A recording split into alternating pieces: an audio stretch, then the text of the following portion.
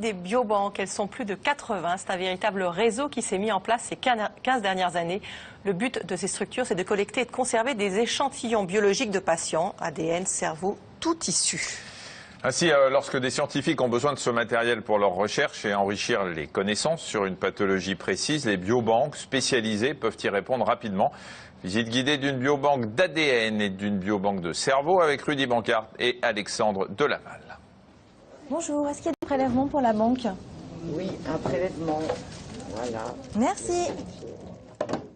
Ce sont des échantillons sanguins qui ont été prélevés sur le site de la Pitié et que nous allons traiter à la banque. Ce sont des prélèvements dans le cadre de la maladie de Parkinson. Des échantillons comme celui-ci, cette biobanque en récupère tous les jours. Le but est d'extraire l'ADN du sang. Mais avant cette ultime étape, le prélèvement va subir quelques traitements. Bien que les patients qui participent sont tous volontaires, leur don doit rester anonyme. Le médecin prescripteur va leur bien expliquer le protocole de recherche et à ce moment-là, le patient va accepter ou non de participer à ce protocole de recherche.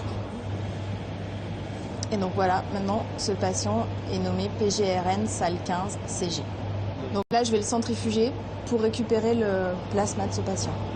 Après 10 minutes de centrifugation dans cette machine, le sang est décomposé en 3 éléments. Nous avons bien le plasma isolé des globules rouges.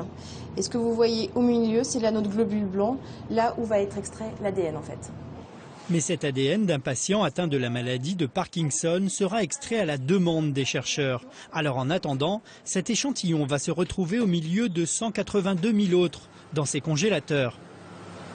Alors ici, nous sommes dans la pièce de stockage des échantillons biologiques en congélateur, moins 80, moins 20, moins 30. Les échantillons sanguins conservés ici proviennent de l'hôpital de la Pitié-Salpêtrière à Paris, mais aussi d'autres hôpitaux français, voire même de l'étranger. Leur point commun, ils concernent des pathologies bien spécifiques.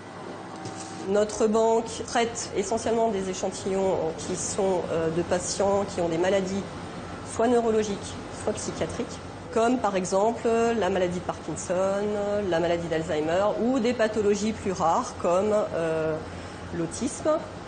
Mais pour l'heure, cet échantillon n'est pas exploitable par les chercheurs. Il faut encore en extraire l'ADN grâce à cette machine. C'est aussi une des missions de cette biobanque.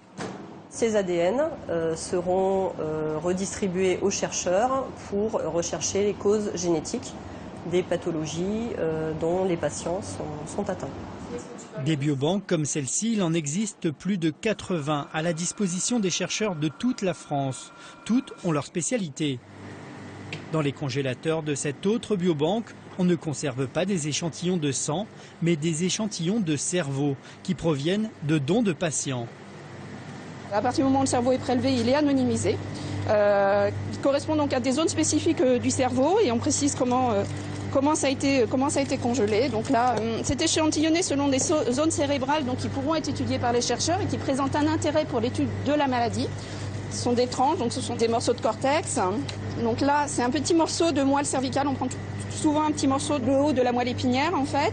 Donc ça, c'est des morceaux de cervelet. Ces échantillons sont destinés à la recherche pour la maladie d'Alzheimer, de Parkinson ou de la sclérose en plaques. Je vais remettre au froid parce qu'il ne faut pas que ça décongèle, ça détériorerait le cerveau. Ce sont quand même des échantillons qui sont extrêmement précieux. Car c'est bien là l'atout majeur des biobanques pour la recherche, proposer une grande diversité d'échantillons fiables et de bonne qualité.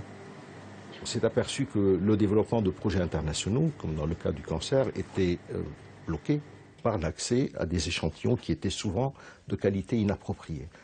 Donc le développement de conditions nécessaires pour obtenir des échantillons de bonne qualité, même de très bonne qualité pour la recherche, est indispensable.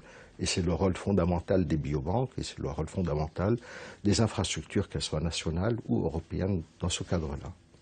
Aujourd'hui, le réseau de biobanques est devenu un acteur incontournable dans le monde de la recherche. Mais pour qu'il continue de jouer son rôle, il compte plus que jamais sur les dons d'échantillons biologiques des patients.